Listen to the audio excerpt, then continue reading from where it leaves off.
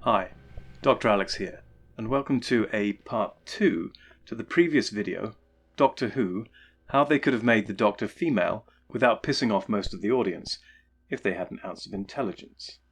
And this video has been necessitated because I forgot a very obvious addition to a possible way that the Doctor could have been made female without breaking canon, logic, or basic common sense. Now there is no change to the endings of the male Doctor, the 3 that I listed in the previous video, i.e. let the Doctor die after Matt Smith, 2. have the Doctor regenerate into the Curator at the end of Peter Capaldi's run, or 3. have the Doctor trapped in some way beyond our universe.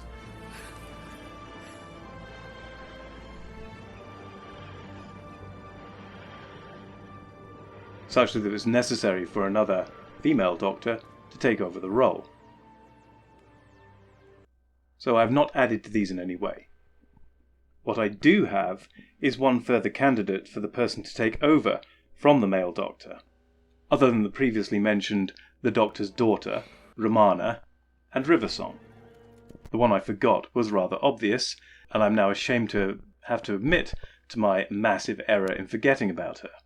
But in my defence, I hadn't seen this particular character for quite some time, and even then the Doctor with which she is associated was one that I had not seen very much of, being quite a bit before my time. The Doctor's granddaughter. Susan. I recently rewatched, or indeed watched for the first time in many cases, the first season of The First Doctor. No, not Eccleston. I'm talking about William Hartnell. One thing I was struck with was how much better this season was than I thought or remembered. The First Doctor wasn't repeated very much when I was a child growing up, nowhere near as much as Troughton, Pertwee, and Tom Baker was of course my actual first contemporary Doctor, who was being broadcast as I was growing up, from age 0 to around age 6.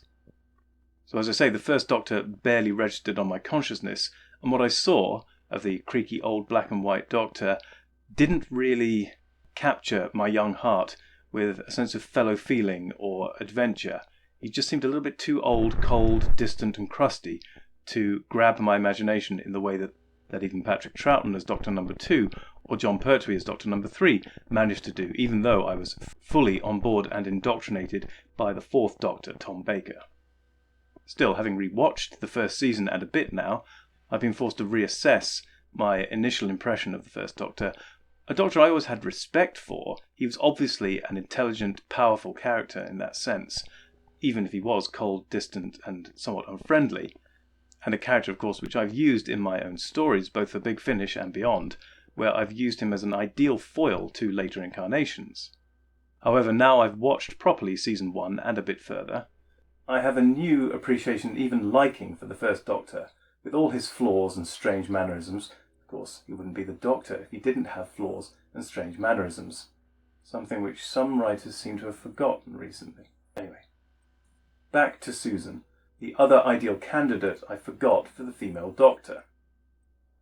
The last time we see Susan, at least on TV in episodes, the Doctor has somewhat sneakily trapped her on Earth in 2164 because he feels she'll be better off having a more settled and grounded life in one place than travelling the entire universe with him in his TARDIS.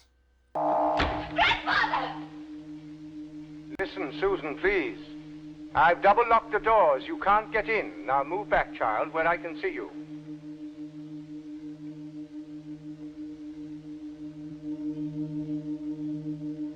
During all the years I've been taking care of you, you in return have been taking care of me. Grandfather, I belong with you. Not any longer, Susan. You're still my grandchild, and always will be. But now, you're a woman too. I want you to belong somewhere, to have roots of your own. With David, you'll be able to find those roots and live normally like any woman should do. Believe me, my dear, your future lies with David, and not with a silly old buffer like me. One day, I shall come back. Yes, I shall come back. Until then, there must be no regrets, no tears, no anxieties. Just go forward in all your beliefs and prove to me that I am not mistaken in mine. Goodbye, Susan. Goodbye, my dear.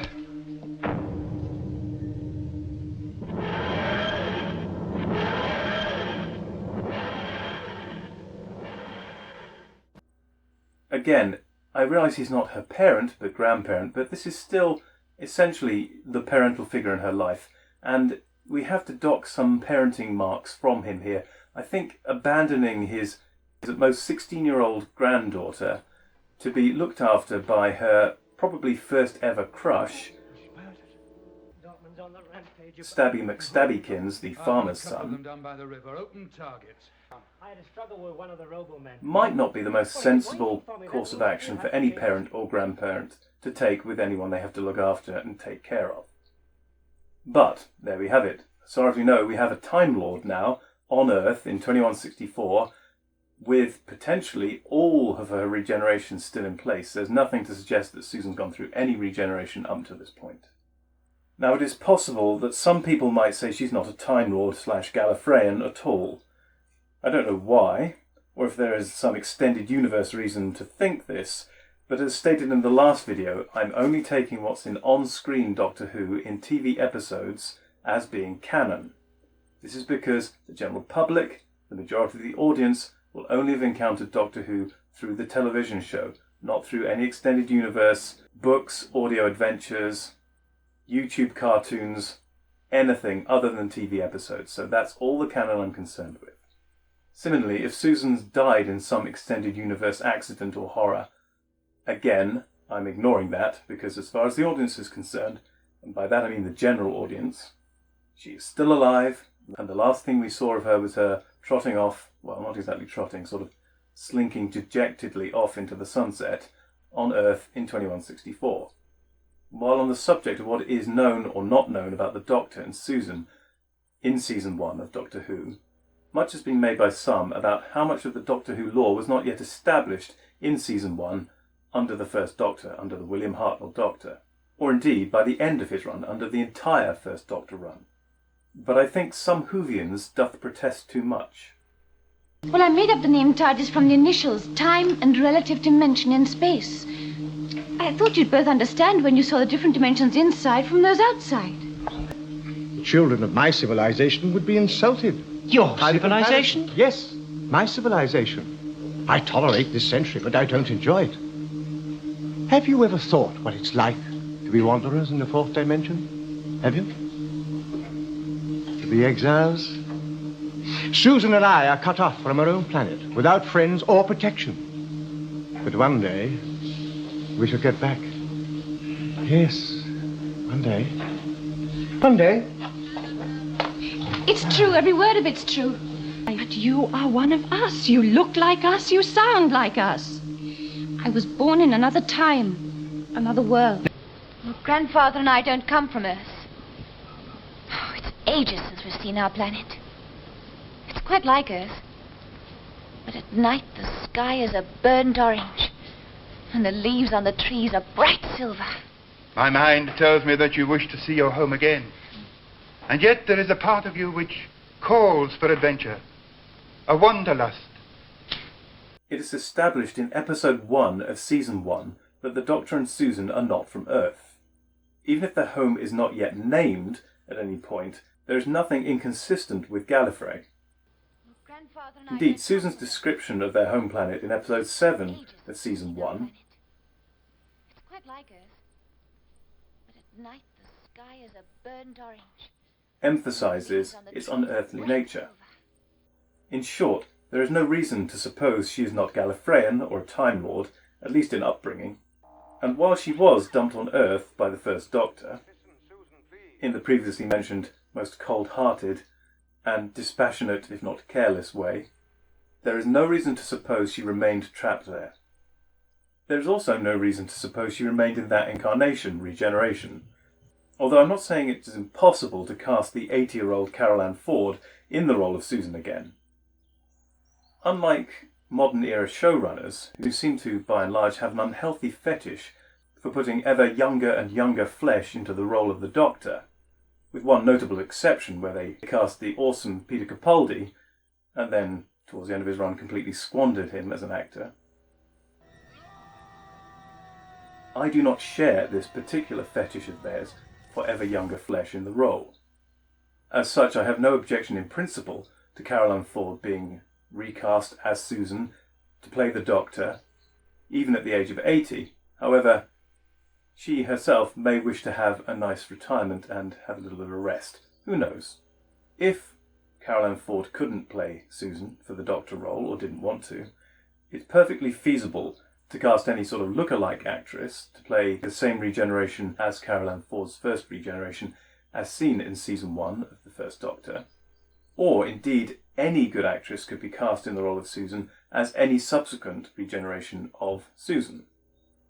As before, Susan's character would have to be introduced into the final Doctor story, and then she would take over the title of Doctor out of respect for her dear departed grandfather, and she then takes the reins of the TARDIS for further adventures in time and space. So there you go, yet another avenue for a sensible narrative course to a female Doctor. Of course, as before, it would require a showrunner and a writing team with at least an ounce of intelligence to achieve this, which is, of course, where modern Doctor Who, as it currently stands, probably encounters most of its problems. Anyway, I hope you enjoyed this further discussion and video on how they could have made the Doctor female without breaking canon, common sense, and generally offending the intelligence of the audience. And hopefully I've covered all the most plausible avenues for making the Doctor female, all the ones that the BBC missed. Anyway, thank you for joining me in this video. I hope to see you in the next one, whatever that may be on. And until then, take care.